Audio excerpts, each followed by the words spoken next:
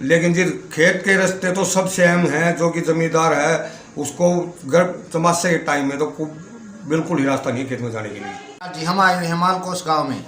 हम आपको बता दें हमारे साथ आज लाइव में जुड़ चुके हैं सतेंद्र जी। इनके क्षेत्र में दो गांव आते हैं, नीमड़ी और मालकोस। आइए जानते हैं इन दोनों गांवों में क्या क्या समस्याएं हैं और क्या विकास कार्य करवाना चाहते हैं। नमस्कार सतेंद्र जी। नमस्कार जी। सतेंद्र जी, हम आपसे जानना चाहेंगे, आपके क्षेत्र में दो गांव लगते हैं, नीमड़ी और मालकोस, तो दोनों गाँव में क्या क्या समस्याएँ हैं? दोनों गांव में एक तो डिग्गी की समस्या है जी, एक तालाब की समस्या है, जो कि तालाब पक्के होने चाहिए, दीवार लगनी चाहिए।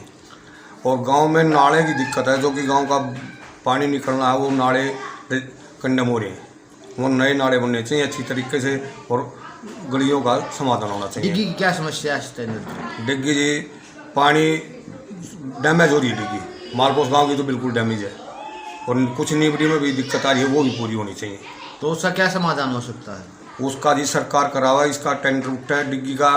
और एक पीने के पानी की सप्लाई जरूरत है जी मालकोस गांव में, जो कि नदी के साथ से ट्यूबवेल लग के ज़मीन है हमारे गांव की पंचायती, वहाँ से लेके सप्लाई आनी चाहिए गांव में पीने के लिए।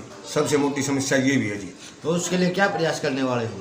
उसके लिए जी प्रयास कर रहे हैं ना, सरकार कुछ करे तो वहाँ से ट्यूबवेल लगा के और फिर गाँव में सप्लाई हो जाए। आपने ज्ञापन सौंपा है? ज्ञापन सौंप दिया जी, सरपंच ने सौंप दिया है ज्ञापन और हम नहीं सौंपा है। क्या जवाब मिला अधिकारियों से? अभी तो देखो जी बोल रहे हैं होगा होगा, अब देखो कब होगा वो। कब सौंपा था ज्ञापन?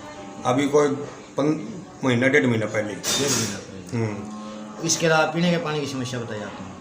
पीने के पानी की समस्या सबसे अहम समस्या है जी, पीने के पानी की। क्या प्रॉब्लम? पानी खराब रहता है? डिग्गी में डैमेज होने के कारण डिग्गी में पानी खराब हुआ है। और अगर डिग्गी में वाटर कूलर दरवा जाए या फिर जो नदी के साथ से पानी आएगा वो पीने का पानी आएगा, जहाँ से दोनों गांव के आदमी बाइक से लाते पानी, जो कि हर घर में बाइक। और गर्मी का टाइम में डिग्गी में वाटर कूलर दरवाने से क्या होगा? डिग्गी में जी वो दरवाजा है, ये अच्छा पानी आ जाए, जो सप्लाई हो, फिल्टर वगैरह फिल्टर लगवाया जाए। हाँ फिल्टर लगवाया जाए जी डिग्गी में, जब जाके साफ पानी आएगा। और खारा पानी गर्मी में जल्दी वो हो जाए क्योंकि डिग्गी डैमेज है जी। और चमासा में तो बिल्कुल ही गंदा पानी आवा डिग्गी का, पीने पशुओं को पीने का भी लायक नहीं होता वो। आप किसानी से जुड़े हुए? हाँ जी किसानी से। तो किसानों के लिए क्या करवाना चाहोगे?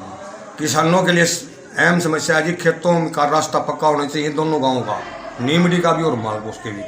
रास्ते बिल्कुल कच्चे हैं, चमासा में बारिश होने के बाद में निकलने का भी रास्ता नहीं है, वो रास्ते भी जरूरी हैं जी खेत के पक्के। आपने सरपंच को भी बोला है इस बारे में? सरपंच को भी बोला है जी, जिला पार्षद को भी बोला था और दिन। अब बताते हैं सरकार ने बोला जिला पार्षद रास्ते पक्के करवाएगा यानी, लेकिन जी खेत के रास्ते तो सबसे अहम है, जो कि जमींदार है उसको चमासे के टाइम में तो बिल्कुल ही रास्ता नहीं खेत में जाने के लिए।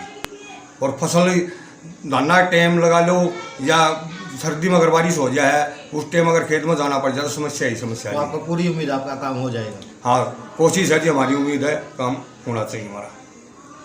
इसके अलावा और यहाँ गलियाँ कैसी आपके दोनों गाँव में? गलियाँ जी कुछ तो ठीक है, अभी कुछ रह रही हैं, वो भी पक्की होनी चाहिए।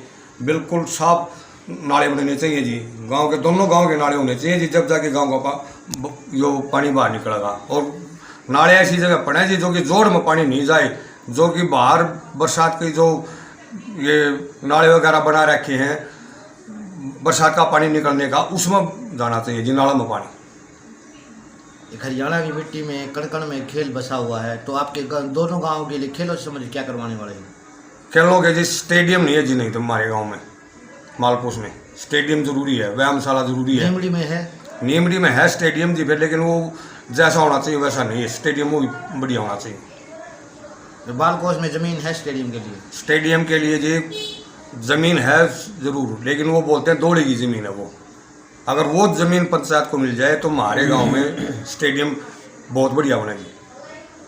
अगर सरकार कुछ या अफसर लोग ये कह दे भाई दौड़े की ज़मीन दिक्कत नहीं हो तो वो दौड़े की ज़मीन हम दे सकते हैं सरकार को, चाहे 10 किले ले लो। किस खेल से समझ ज़्यादा खिलाड़ी गाँव में?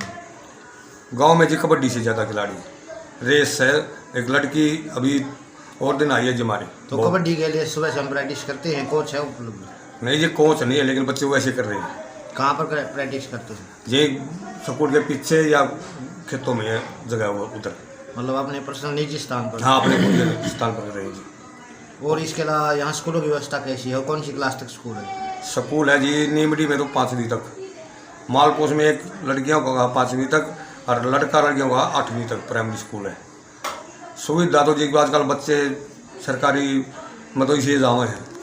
सबसे अहम ये मानता हूँ जी, अगर सरकार ये चाहे हर एम्प्लॉइज का बच्चा सरकारी स्कूल में जावाने जब स्कूल चला जी, बहुत बढ़िया बात है। स्कूलों में ज़्यादा से ज़्यादा बच्चे आए, उसके लिए क्या प्रयास करने वाले हो? और स्कूल में बच्चे कम होने का क्या कारण है?